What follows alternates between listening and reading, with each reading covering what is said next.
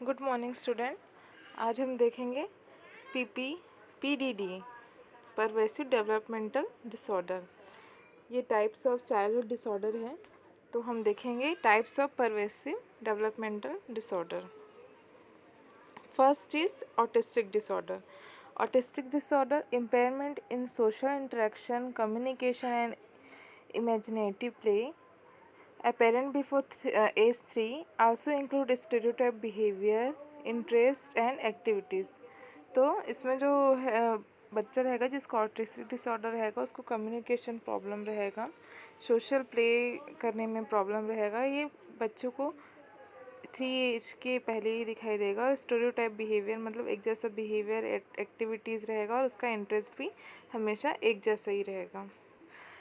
Asperger disorder impairment इन social interaction और presence of restricted interest and activities. इसमें क्या रहता है, जो बच्चा रहेगा उसका क्या होगा, सोशल इंटरेक्शन इम्पेयरमेंट रहेगा और क्या होगा, इंटरेस्ट और एक्टिविटीज़ भी क्या होंगे, रेस्ट्रिक्टेड होंगे। No clinical significant general delay in language.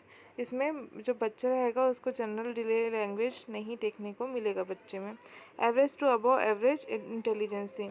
तो जो इसमें जो नॉर्मली हम लोग आईक्यू लेवल पढ़े थे उसमें जो नॉर्मल एवरेज इंटेलिजेंसी रहती है वो भी क्या रहेगी, इसमें इस बच्चे के में एवरेज होगी। एवरेज इंटेलिजेंसी जो आईक्यू लेवल में होता है वो भी एस्पर्गर डिसऑर्डर के बच्चे में एवरेज दिखाई देगा, उसका IQ level. Pervasive developmental disorder not otherwise specified often referred to atypical autism, used when a child does not meet a criteria of specific diagnosis, but there is a severe pervasive impairment in specific behavior। इसमें जो हम लोग पढ़ेंगे autism, आगे हम लोग पढ़ेंगे autism में जो बच्चा रहता है वो कौन कौन से साइन एंड सिम्टम्स शो करता है। तो इसमें जो इसमें PDD-NOS में क्या होगा, इसमें जो बच्चा रहेगा वो स्पेसिफिक डायग्नोसिस क्राइटेरिया को मीट नहीं करेगा, बट उसमें सीवियर और परवेसिव इम्पेयरमेंट दिखेगा उसके स्पेसिफाइड बिहेवियर में, इसलिए हम उसको बोलेंगे pervasive developmental disorder not otherwise specified. Rett disorder ये मोस्टली गर्ल्स में देखने को मिलता है। Period of normal development and then the loss of previously acquired skill. इसमें क्या होगा, नॉर्मल डेवलपमेंट होगा पर फिर उसके बाद क्या हो जाएगा, गर्ल्स चाइल्ड में क्या हो जाएगा, जो नॉर्मली उसमें एक्वायर किया था स्किल्स वो भी क्या हो जाएंगे, उसके लॉस हो जाएंगे। Also loss of purposeful use of hand. Use of hand का मतलब जो हम लोग पर्पसफुली यूज़ करते हैं अपने हैंड का वो भी लॉस हो जाएगा। Which is replace by repetitive movement होगा, रिपीटेटिव मूवमेंट करेंगे वो लोग। और ये कहाँ कब देखने को मिलेगा, बिगनिंग एज में 1 to 4 ईयर वाले एज में देखने को मिलेगा। ये मोस्टली गर्ल्स में देखने के लिए मिलता है। Childhood integrative disorder normal development for at least the first 2 years, then significant loss of previously acquired skills. Autism, childhood autism. Definition of autism: it is defined by a presence of abnormal or impaired development that is manifested before the age of 3 year. इसमें क्या होगा, abnormal और empire development होगा। बच्चे का जो development होता है, नॉर्मली छोटे बच्चे के में बहुत सारे डेवलपमेंट्स देखने को मिलते हैं आफ्टर बर्थ, तो वो सारे जो डेवलपमेंट होंगे या तो वो इम्पेयर्ड होंगे या तो वो एबनॉर्मल होंगे। और ये सारा मैनिफेस्ट कब होगा, मैनिफेस्टेशन कब होगा सबका, before the age of 3 years। characterized by abnormalities of social development, communication and the restriction of behavior and interest। जिसमें क्या, जिससे क्या होगा, ये क्या शो करेगा, एबनॉर्मलिटीज़ होगा सोशल डेवलपमेंट में, उसका कम्युनिकेशन में, और रेस्ट्रिक्शन ऑफ बिहेवियर और इंटरेस्ट होगा। Autism is developmental disorder that appear in the first 3 years of life, affect the brain normal development of social and communication skill. जो ये ऑटिज्म किसको अफेक्ट कर रहा है, बच्चे के सोशल और कम्युनिकेशन स्किल्स को क्या कर रहा है, अफेक्ट कर रहे हैं। Today autism is severe form of broader group of disorder, there is a referred as a pervasive developmental disorder, then typically appear during the first 3 years of life. ये mostly कब होते हैं, बच्चे को बिफोर 3 years ऑफ लाइफ में ये appear होते हैं। Historical review. First describe by Leo Kanner in 1943 as the early infantile autism. ठीक है, इसको क्या बोला गया? अर्ली इन्फेंटाइल ऑटिज्म 1943 में इसको बोला गया था। ऑटिज्म का यहाँ पर बता रहा है, मतलब auto means children and locked within themselves for next 30 year considered to be is emotional disturbance. फिर उसके बाद नेक्स्ट 30 ईयर में 1943 के बाद नेक्स्ट 30 ईयर में इसको क्या बोला गया? Emotional disturbance. Loretta binder first use the term childhood schizophrenia for child autism. Child autism को चाइल्डहुड सिजोफ्रेनिया बोला गया था बाय लोरेटा बेंडर के द्वारा। प्रिवलेंस, तो हर 1000 में से 2 से जो 6 बच्चे होते हैं वो लोग क्या होते हैं? ये ऑटिज्म से सफ़र कर रहे होते हैं। 4 टाइम्स मोर प्रिवलेंट इन बॉयज़, बॉयज़ में ज़्यादा होता है ये। नो नोन रेशियल, इथनिक और सोशल बाउंड्रीज, ये ज़रूरी नहीं है कि ये रेशियल, इथनिक और सोशल बाउंड्रीज में ही देखने को मिले। इटियोलॉजी, जेनेटिक फैक्टर मोर इन मोनोजाइगोटिक ट्विन देन अ डाइजाइगोटिक ट्विन। मोनोजाइगोटिक मतलब एक प्लेसेंटा रहता है, उसमें से दोनों बेबी, जो 2 बेबी रहेंगे, जो दोनों ट्विन्स रहेंगे, वो लोग क्या लेते हैं? अपना फूड लेते हैं। डाइजाइगोटिक मतलब 2 बेबी होंगे और 2 प्लेसेंटा होगा। तो ये क्या बोल रहा है इसमें? मोर इन मोनोजाइगोटिक ट्विन्स, मोनोजाइगोटिक ट्विन्स में ज़्यादा देखने को मिलेगा ऑटिज्म। सिबलिंग और autistic children show a prevalence of autistic disorder of 2%। तो कई बार ऐसा होता है कि सिबलिंग को अगर है तो उसके जो भाई बहन भी होंगे तो वो भी क्या करेंगे? ऑटिस्टिक डिसऑर्डर शो करेंगे। बायोकेमिकल फैक्टर, तो 1/3 of client with autistic disorder है एलिवेटेड प्लाज्मा सेरोटोनिन। हर 3 में से जो एक जो क्लाइंट रहेगा उसको अगर हम चेक करेंगे, उसके अगर हमको पता हो गया हर 3 में से एक जो पेशेंट रहेगा, अगर वो उसको ऑटिस्टिक डिसऑर्डर है, तो हम अगर उसका प्लाज्मा सेरोटोनिन लेवल चेक करेंगे तो उसका सेरोटोनिन लेवल ज़्यादा होगा। हर 3 पेशेंट में से एक पेशेंट को सेरोटोनिन लेवल ज़्यादा मिलेगा, plasma serotonin level. Medical factor, postnatal neurological infection, fragile X chromosome syndrome, इसके कारण भी ऑटिज्म होता है। Perinatal factor, maternal bleeding after first trimester and meconium in the amniotic fluid. तो मैटरनल ब्लीडिंग मतलब फर्स्ट ट्राइमेस्टर मतलब फर्स्ट 3 मंथ में अगर मम्मी को ब्लीडिंग हो जाता है ड्यूरिंग प्रेगनेंसी, तब ऑटिज्म होने के चांसेस रहते हैं। और अगर बेबी जो रहता है वो अगर मम्मी जब मम्मी के वूम में रहता है तो उसमें जो पानी रहता है अगर उसमें वो पोटी कर देता है, उसको हम लोग बोलते हैं मेकोनियम। और जो पानी रहता है उसको हम बोलते हैं अमनियोटिक फ्लूइड। तो अगर उसमें बेबी जो फ्लूइड है उसमें अगर उसने पोटी कर दिया रहता है, और कई बार ऐसा रहता है कि उस पानी को बेबी जो रहता है वो पी लेता है, ठीक है, एस्पिरेट कर लेता है, तो हम क्या बोलते हैं उसको? Meconium stained amniotic fluid. Parenting influence and social environmental factor, तो पेरेंटल रिजेक्शन के कारण भी ऑटिज्म होगा, फैमिली ब्रेकअप के कारण होगा, फैमिली स्ट्रेस के कारण होगा, फॉल्टी कम्युनिकेशन के कारण, कम्युनिकेशन पैटर्न के कारण भी ऑटिज्म होता है।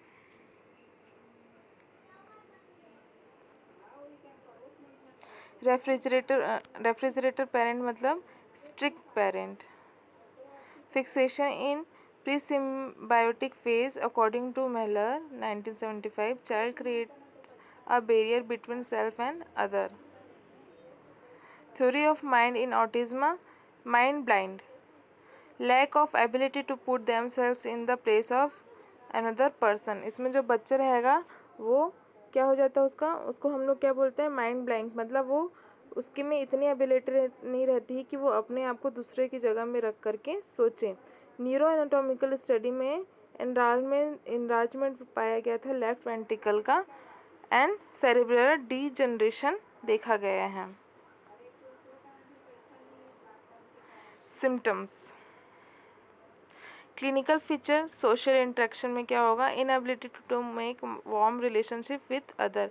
इसमें जो बच्चा रहेगा वो दूसरों से क्या होगा, वार्म रिलेशनशिप, अच्छी रिलेशनशिप बनाने के लिए क्या होगा, अनेबल होगा। Children do not respond to their parent affectionate behaviour, mama papa के जो लाड प्यार रहेगा उसके लिए जो बच्चा रहेगा वो करेक्ट रिस्पॉन्ड नहीं कर पाएगा, अच्छी तरीके से रिस्पॉन्ड नहीं कर पाएगा अपने माँ बाप के लाड प्यार का। Smile and look at other less often and respond less to their own name, अगर कोई इसका नाम पुकारे तो वो अपने नाम के लिए रिस्पॉन्ड नहीं कर पाएगा अच्छे से, जैसे नॉर्मली बच्चे करते हैं। और स्माइल अगर कोई उसको करेगा, अगर उसको कोई देख रहा है तो वो उसके लिए भी अच्छे से रिस्पॉन्स नहीं कर पाएगा। जैसे हमें कोई देखता है और हाँ देख के हमें स्माइल करता है तो हम उसको रिस्पॉन्स में हम भी स्माइल करते हैं, पर ऑटिज्म वाला बच्चा ये सारे रिलेशनशिप मेंटेन नहीं कर पाता है। They tend to their own thing regardless of who is around and what is happening in the environment. वो अपने आप में ही रहेगा, उसको अपने आसपास की चीज़ों से नहीं मतलब होता है, उसके आसपास क्या हो रहा है उसको नहीं पता होता है, आसपास के इन्वायरमेंट में क्या हो रहा है उसे नहीं मतलब होता है। Poor use of social signal and the weak integration of social emotion and communicative behavior. तो सोशल सिग्नल मतलब जैसे सोशल सिग्नल से हम क्या करते हैं, लोगों से मिलते हैं, बात करते हैं। अगर हम किसी अननोन पर्सन से भी मिलते हैं तो फर्स्ट टाइम हमको अपना अपना क्या करना, उनसे सोशल रिलेशनशिप मेंटेन करना है, तो हम उससे हाय हेलो ज़रूर करते हैं। पर जो ऑटिज्म वाला बच्चा रहेगा वो क्या होगा, ये सारे सोशल सिग्नल्स का यूज़ नहीं करेगा, उसके पास पुअर यूज़ होता है इसका सोशल सिग्नल्स का। वीक इंटीग्रेशन ऑफ सोशल, वो लोगों से मिलना भी पसंद नहीं करेगा, उसके में इमोशनल्स और कम्युनिकेटिव बिहेवियर भी नहीं देखने को मिलेगा। Failure to make eye contact with peoples, अगर हम किसी से बात करते हैं तो हम आई कांटेक्ट करके बात करते हैं जनरली, अगर हम किसी से बात करते हैं तो। पर जो ऑटिज्म वाला बच्चा रहेगा वो किसी से आई कांटेक्ट करके बात भी नहीं करेगी, इवन आई कांटेक्ट भी नहीं करेगा। Impairment in the communication, failure to develop normal speech, failure to communicate by a gesture, body movement और फेशियल एक्सप्रेशन, तो बच्चा ना तो फेशियल एक्सप्रेशन करेगा, ना बॉडी मूवमेंट के द्वारा कम्युनिकेशन करेगा, ना बॉडी गेस्चर पोस्चर के कारण कम्युनिकेशन करेगा, और बोलेगा भी नहीं, नॉर्मल स्पीच भी बच्चा नहीं कर पाएगा। Lack of social uses of whatever language skill are present, हम लोग लैंग्वेज स्किल में ना से हम कई बार हम लोग क्या करते हैं, बोलने के अलावा भी हम लोग बहुत सारी चीज़ें करते हैं, फेशियल एक्सप्रेशन करते हैं, स्माइलिंग करते हैं, आई मूवमेंट करते हैं, आईब्रो मूवमेंट करते हैं, उसके बाद हम अपने चिक्स का मूवमेंट करते हैं, हैंड का मूवमेंट करते हैं, गेस्चर पोस्चर हमारा, हम लोग हमारे वॉकिंग बिहेवियर, हमारे हैंड मूवमेंट, ये सारे हमारे क्या हैं, लैंग्वेज स्किल्स हैं। पर ऑटिज्म वाला बच्चे के में ये सारे स्किल्स प्रेजेंट नहीं होंगे, या फिर बहुत कम अमाउंट में वो ये सारी चीज़ों को करेगा या फिर नहीं करेगा। Delay onset of babbling, unusual gesture, तो वो क्या होगा, अनयूजुअल गेस्चर बनाएगा और अपने आप में ही रहेगा वो। Diminish responsiveness and vocal pattern that are not synchronize with the caregiver, तो वो क्या होगा, मतलब वो किसी भी चीज़ के लिए रिस्पॉन्सिवनेस उसके में नहीं होगा, vocal pattern that not synchronize with the caregiver. तो अब जैसे अगर हम लोग नॉर्मली अगर हमको कोई केयर दे रहा है तो हम उससे बात करते हैं, पर इस बच्चे के में वो सारा चीज़ देखने को नहीं मिलेगा। There gesture are less often integrated with word, जो वो बोलेगा वो ज़रूरी नहीं है कि मतलब जो वो कर रहा है वो उसके वर्ड से मैच हो। डेफिशिट इन जॉइंट अटेंशन, वो क्या करेगा, अटेंशन करना, किसी भी चीज़ में अटेंटिवनेस रहना भी उसके में नहीं देखने को मिलेगा, डेफिशिट रहेगा। Lack likely to make request and share experience, वो ना तो अपना एक्सपीरियंस किसी से शेयर करेगा, ना तो किसी से किसी भी चीज़ के लिए रिक्वेस्ट करेगा। इम्पेयरमेंट इन सोशल इमिटेटिव प्ले, फिर उसके बाद क्या होगा, सोशल जो नॉर्मली बच्चे सब मिलके खेलते हैं, ऑटिज्म वाला बच्चा कि में ये सारा चीज़ क्या होगा, इम्पेयरमेंट होगा।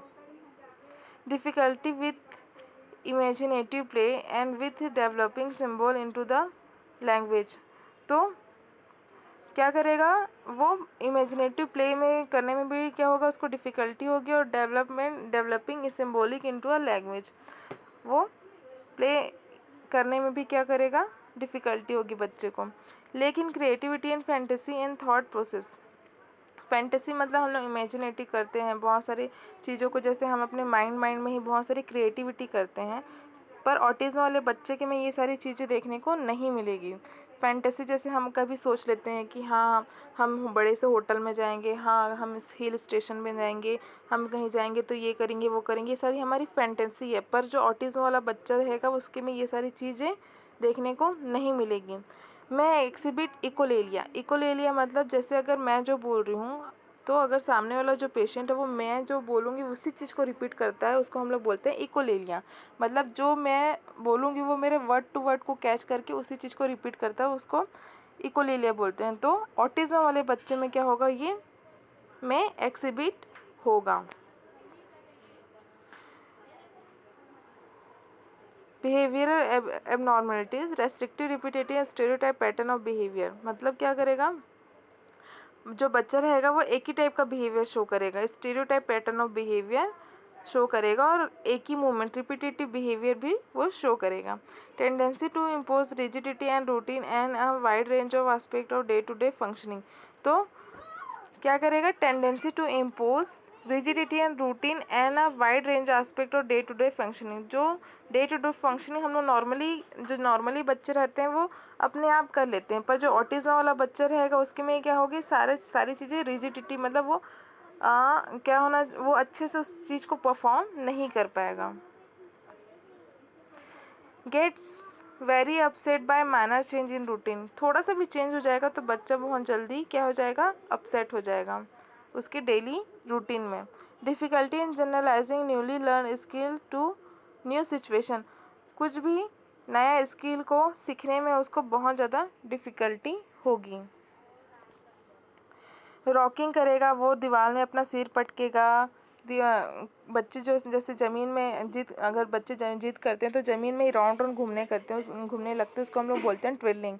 वैसा करेगा, हेड बैंगिंग करेगा, और क्या करेगा, सिमिलर रिपीटेटिव बिहेवियर और often seen specially in autistic children. तो सिर पटकेगा, राउंड करेगा, और क्या करेगा, अपना क्या बोलेगा, पैर भी पटकेगा ज़मीन में, हेड बैंगिंग, सिर पटकेगा, और क्या करेगा, ये सारा जो रिपीटेटिव बिहेवियर है वो ऑटिस्टिक चिल्ड्रन में देखने को मिलेगा। Over activity, disruptive behaviour and temper tantrum जैसे छोटे बच्चे जिद करते